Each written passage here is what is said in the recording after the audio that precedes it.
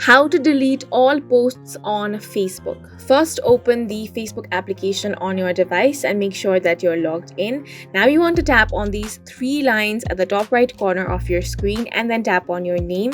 That should open up your profile. If you scroll down, you're going to find lots of posts that you have posted on your Facebook. If you want to delete all of them, tap on these three dots and then tap on activity log. Now you're going to find manage your posts option. Tap on that button.